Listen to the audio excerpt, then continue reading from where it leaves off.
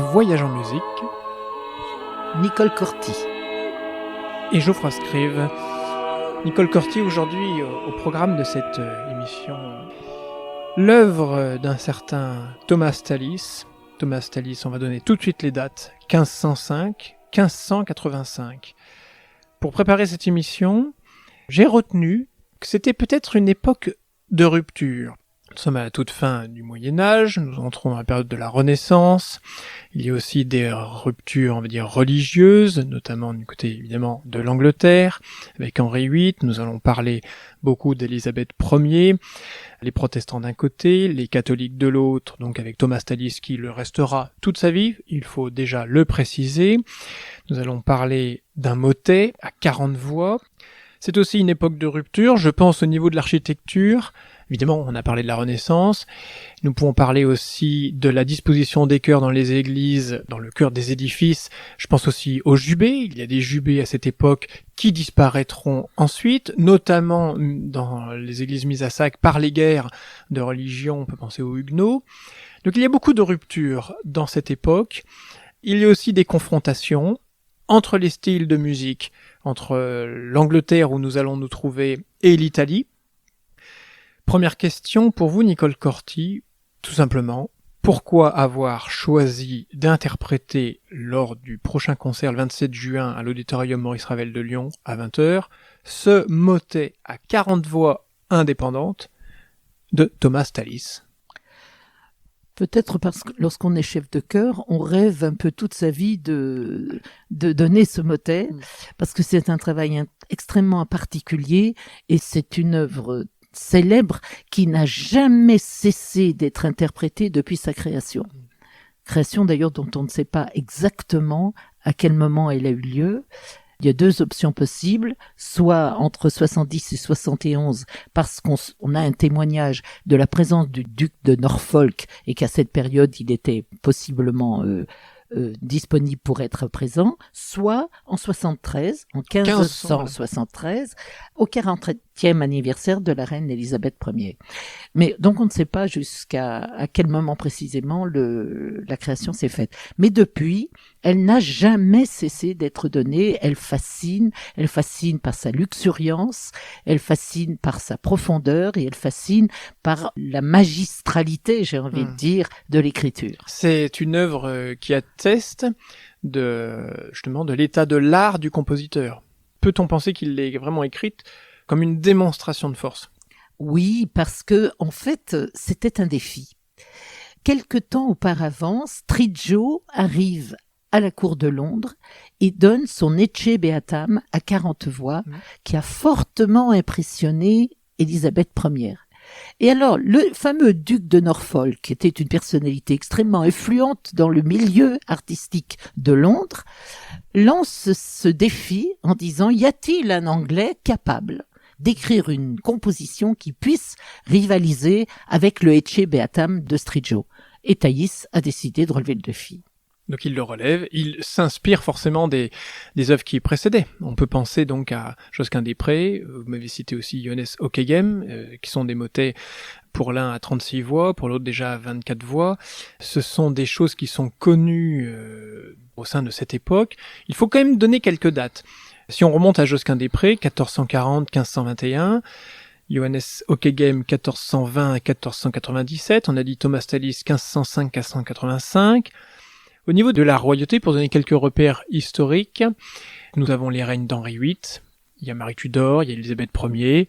On va faire le parallèle en France, ça part de Charles VII, donc 1403-1461, évidemment lié à l'épopée de Jeanne d'Arc à la même époque. On remonte assez loin dans le passé, sans revenir sur le film sur Jeanne d'Arc de Dumont avec la voix du chanteur Christophe dedans, mais on est dans l'époque de Charles VII, suivi de Louis XI, Charles VIII, Louis II, François Ier et Henri II. Tout ça pour donner un peu le contexte. Il y a tout de même des défis à relever parce qu'il faut montrer qu'on est aussi capable que le pays voisin à composer de telles œuvres.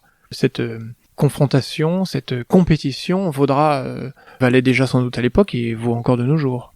Geoffroy, je vous propose de lire une introduction d'un mémoire conduit par Quentin Guillard, intitulé Architecture et démesure dans la polyphonie vocale de la Renaissance. Je vous propose de vous lire l'introduction. Allons-y.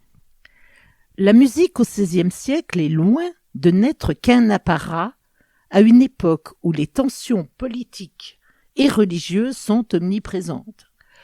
Elle devient progressivement une forme de revendication spirituelle ou un objet de prestige et de concurrence entre les grandes puissances européennes. En dépassant le caractère purement fonctionnel, l'œuvre musicale est progressivement reconnue en tant que telle et les chefs-d'œuvre suscitent la curiosité des collectionneurs, passionnent les intellectuels et flattent la noblesse. Il introduit son mémoire de cette façon. Je dois dire d'ailleurs que j'ai relu avec beaucoup d'intérêt et beaucoup de passion ce très très beau travail, donc réalisé dans la saison 2013-2014 au CNSM de Lyon par Quentin Guillard, qui était en études de classe de direction de chœur. Donc l'un de vos élèves. Voilà, tout à fait. Cette introduction et ce mémoire qui suit, évidemment, vous a-t-il inspiré pour le travail que vous menez pour diriger, pour élaborer la conduction du chœur dans cette œuvre? Absolument, puisqu'il en fait une analyse extrêmement précise qui montre que le texte est vraiment le socle de l'architecture de l'œuvre. Donc ce texte qui nous vient du livre de Judith est un texte qui inspire donc un motet. Alors c'est important aussi de dire que le motet, c'est une forme extrêmement intéressante parce qu'il autorise le déploiement d'une virtuosité tant technique qu'expressive grâce à l'utilisation d'un corpus de texte beaucoup plus large et varié que celui des textes strictement liturgiques. Donc, on a là une ouverture extraordinaire à partir de textes. Alors, celui-là, il n'était pas forcément très populaire, mais il a beaucoup inspiré les poètes et les dramaturges. Et il a été quand même très peu mis en musique. Alors, voudriez-vous nous lire justement le texte de ce motet que récitent les chanteurs? Avec plaisir. Speminalium nunquam praeterinte Deus Israel, qui racheris et propitius eris, et omnia peccata hominum, in tribulatione dimitis Domine Deus, creator celi et terra, respice humilitatem nostram. Et la traduction en français pour les auditeurs? Oh, je n'espère en nul autre que toi, Dieu d'Israël. Aussi bien que je t'ai irrité, tu te montreras clément. Tous les péchés des hommes vivant ici-bas, dans les tourments, tu les absous. Seigneur Dieu, créateur du ciel et de la terre, prends en considération notre humilité. C'est un texte très beau, un texte de prière. Évidemment, vous avez rappelé le lien également aussi avec le texte de l'Ancien Testament, avec Judith notamment. Comment les choristes que vous dirigez dans cette œuvre appréhendent-ils, perçoivent-ils ce texte la première fois qu'ils ont à le chanter? Est-ce que le travail d'un choriste, quand vous leur confiez une voix, leur voix s'attache d'abord à la difficulté musicale, ou se disent-ils ce texte signifie vraiment quelque chose et il faudra que je me prédispose, que je me positionne pour passer cette chose dans ma voix? C'est une question récurrente pour l'abord de n'importe quel texte. Oui, le chanteur, notamment depuis ces dernières années, est instruit dans le cadre de ses formations à partir du texte. Vous voulez dire le chanteur aspirito? Alors, le chanteur en général, je veux dire, qui suit une formation dans un conservatoire, il est de plus en plus invité à partir du texte. Nous avons eu récemment, je fais une toute petite digression, une masterclass avec Cyril Dubois, qui a travaillé avec les jeunes du Jeune Chœur Symphonique, et il n'a fait que ça. Le premier acte que Cyril Dubois demande, c'est la déclamation du texte. Et ce qui en émane, ce qui en émerge, c'est-à-dire quel état d'esprit ce texte implique. Pour le chœur, et surtout quand on a des textes d'essence spirituelle, il est extrêmement important de le lire en dehors de la réalisation musicale. Donc, oui, on dit, un chef de chœur en général dit d'où vient ce texte, il dit comment il est traité et rappelle au fur et à mesure du travail, ne serait-ce que la question prosodique, par exemple. Quel travail représente le fait de monter cette œuvre pour vous? Évidemment, on a la partition sous les yeux, on voit déjà que première page, vous avez une quarantaine de lignes, forcément. Je veux dire par là, quel est l'entraînement, l'expérience que nécessite cette œuvre? Alors, on oscille entre une écoute sélective qui s'adresse à une voix en particulier ou à un quintet en particulier. Je rappelle que l'œuvre est conçue sur la base de 8 quintets vocaux, c'est-à-dire soprane, alto, ténor, baryton, basse. Donc, on peut avoir une écoute sélective soit ligne par ligne, soit quintette par quintette, mais souvent double quintette puisque on a des parties entières où il y a alternance de double quintette. Par exemple, si je veux commencer le travail, j'ai tout intérêt à mettre dès le départ des répétitions partielles en double quintette. Le chœur 1, 2, puis le 3, 4, puis le 5, 6, puis le 7, 8. Parce que l'œuvre est conçue de cette façon. Et puis, évidemment, il y a un travail de grand outil très important parce que les grands outils valorisent certains mots du texte. Oui. Par exemple, le premier grand outil, il est sur praeterinté, qui se réfère à nul autre que toi. Donc, je n'espère en nul autre que toi. Praeterinté, praeterinté, praeterinté. On a un grand outil, le premier qui arrive, donc à 40 voix, homosyllabique. Le deuxième outil, in tribulatione dimitis, dans les tourments, tu les absous, les péchés. Les péchés. Donc, là, on voit bien que l'idée du tourment et du pendant de la rédemption est présent et il a choisi de le valoriser. Et alors, le dernier outil, l'avant-dernier outil, c'est sur ce mot respice.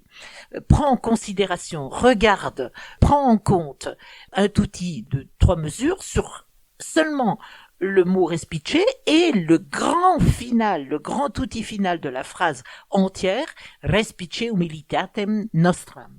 Donc on voit bien qu'il y a certains mots qui sont choisis, certaines phrases qui sont choisies pour éclater dans cette luxuriance incroyable d'un contrepoint parfois très fleuri dans l'ensemble de l'œuvre. Donc il y a cet attachement évidemment à la langue d'origine qu'il faut arriver à faire passer. Alors si aujourd'hui si les auditeurs du concert ne perçoivent pas directement le sens, ce sens-là peut leur venir par la musique. Par la construction de l'œuvre. On a des traitements très différents suivant les parties. Par exemple, au début, c'est le chœur 1, 2, 3, 4 qui dit Spem alium nunquam, 5, 6, 7, 8 qui donne praeterinté, créant une belle descente dans les chœurs. Alors en sachant que la descente, elle est visuelle graphiquement, mais il faudra qu'on la mette en place au niveau de l'implantation sur scène. Et puis, qui Iracheris et propitius eris. On part du bas du dernier chœur 8, 7, 6, 5, 4, 3 pour créer une sorte de sentiment d'ascension à nouveau. Et suivra une petite transition intime sur et omnia peccata, puis un tutti libre sur et omnia peccata hominum et le grand outil homorythmique. Alors c'est ça aussi.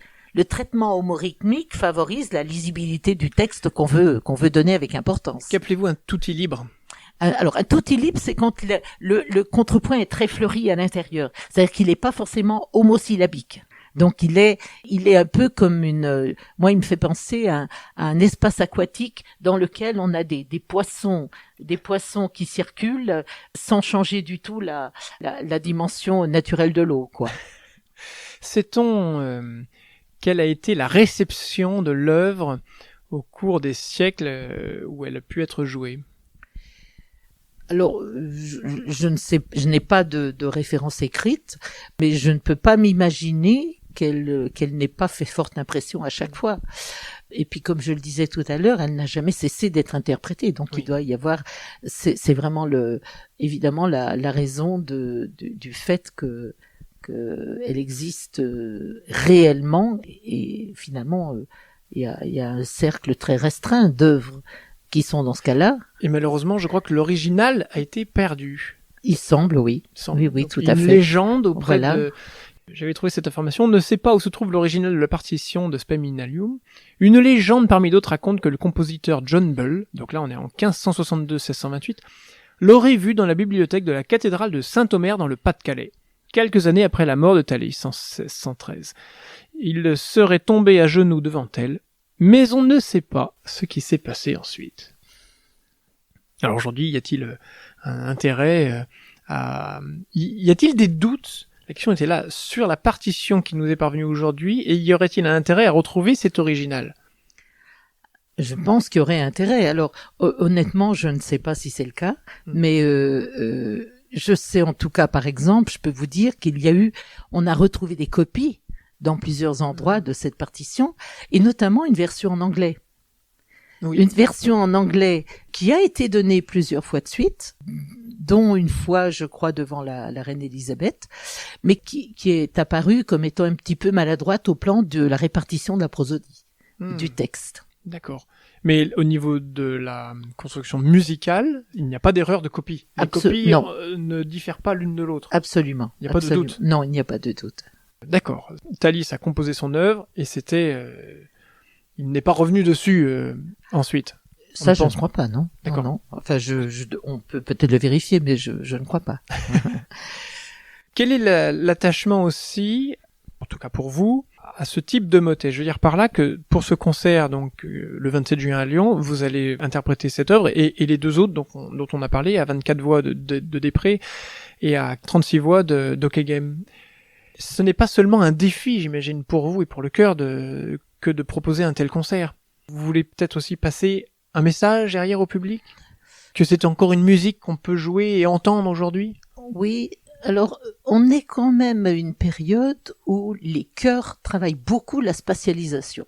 Donc, c'est une œuvre qui permet la spatialisation. Par exemple, si la salle le permet, et c'était le cas à la création de ce programme au Théâtre de la Renaissance à Oullin, on a entouré le public. Parce que, en fait, l'idéal, c'est d'avoir une forme circulaire octogonale. Donc, ça, c'est un intérêt important parce que on sait qu'aujourd'hui, le public a le goût de l'immersion sonore. Donc vous savez déjà comment vous allez disposer vos pupitres, si je puis dire? Oui, l'organisation, oui, parce que on est un peu tenu de mettre à côté les chœurs 1, 2, 3, 4, parce qu'ils agissent souvent ensemble, et 5, 6, 7, 8. Mais on peut créer un grand cercle. Alors, à l'auditorium, on imagine bien que c'est pas possible d'entourer le public, puisque la salle n'est pas conçue de cette manière. Mais sur scène, on va pouvoir avoir une sorte de forme octogonale qui permette une implantation dont le son permettra la division des chœurs, oui, l'assemblage en double chœur et aussi les grands outils. Et vous, en tant que chef, au centre? Alors, soit au centre, mais ça, on ne l'a pas encore fait, oui, soit dans le chœur, à un moment, à un endroit où tout le monde me voit. Parce que vous chanterez également? Non, je ne chanterai pas, mais je peux diriger, je peux me mettre entre le 7-8, par exemple, ou le 5 et 6 pour diriger. Est-ce que cette œuvre peut être aussi le lieu, je ne sais pas, où les chanteurs peuvent se déplacer? Ou reste-t-il statique pour jouer cette œuvre? Alors, il me semble que il est plus intéressant qu'il reste statique parce que la question de l'homogénéité du son est importante. Oui. Très importante. C'est-à-dire qu'en fait, on a un aspect vertical qui demande une stabilité. Ne serait-ce que par rapport au tempo. Je pensais au fait que lorsqu'on l'écoute, de différentes interprétations, de différents ensembles, à chaque fois se dégage, enfin en tout cas j'ai eu cette impression personnellement, j'avais l'impression d'entendre une interprétation différente à chaque fois. Parce qu'on peut s'attacher justement à une voix, ou alors à un groupe de voix, puis après tantôt à un autre groupe, et puis alors si on prête cette attention à cela, on prête plus forcément attention à autre chose qui nous jaillira à l'écoute suivante, que ce soit, je sais pas, une question de tempo, une question de nuance, ou un crescendo, ou un tutti. Et je ne sais pas si l'on peut estimer, en tant qu'auditeur, avoir une écoute définitive de l'œuvre. Alors, il y a quand même des constantes importantes, par exemple la voix de soprane. elles circulent. Toutes les sopranes sont en lien les unes après les autres et elles circulent de façon audible très clairement. Oui.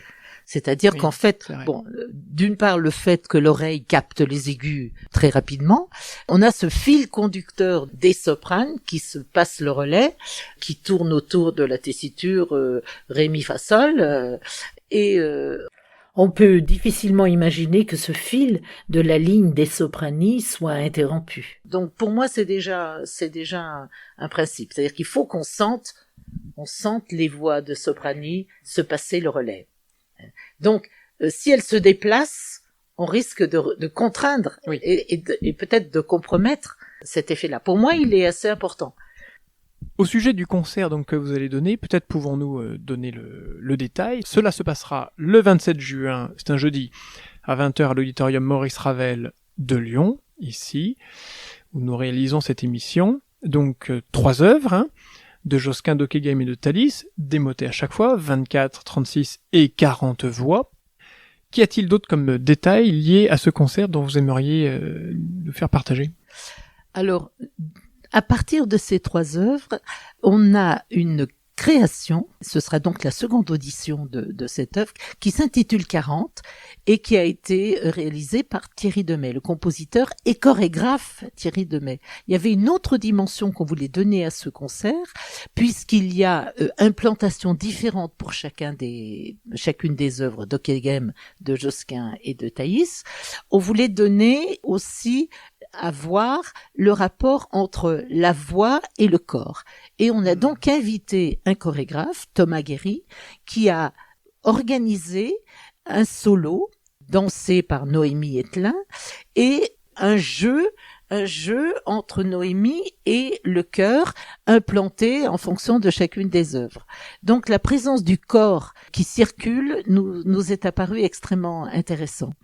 L'œuvre de Thierry Demey est en 2 parties.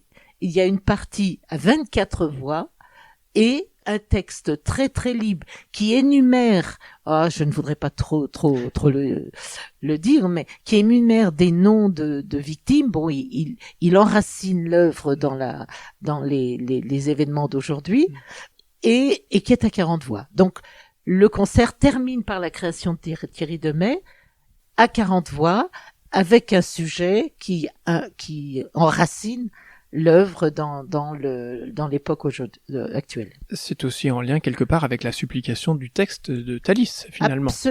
Absolument. Une question d'humilité, de regard sur la souffrance. Absolument, et Thierry s'est inspiré également du traitement polyphonique de Thaïs. Fait-il le même usage des silences que dans l'œuvre de Thalys ? Ah oui. Le silence a une énorme importance dans l'œuvre de Thierry Demey. J'imagine qu'il a eu également une importance, ce silence, dans l'apprentissage que vous avez pu donner lors de soit la formation des chœurs que vous avez eue, soit lors des cours que vous donniez au Conservatoire supérieur de musique de Lyon. Y a-t-il un art ou une science de faire passer un silence ? Je pense que c'est une compétence qu'on ne peut pas ne pas avoir. Enfin, le son vient du silence, il retourne au silence.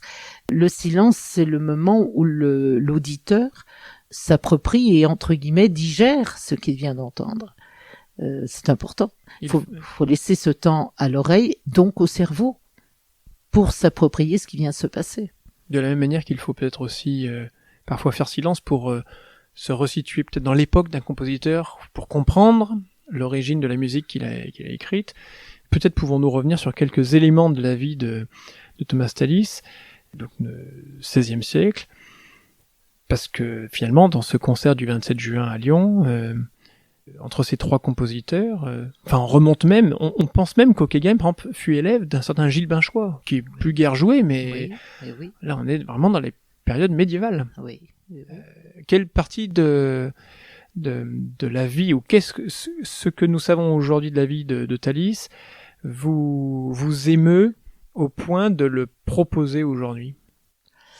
On ne sait pas trop de choses. de la mis à part les conflits de à son époque. l'enfance, voilà, mais de la naissance, de l'enfance et de la jeunesse de Thaïs. On ne sait d'ailleurs pas grand-chose non plus de son éducation.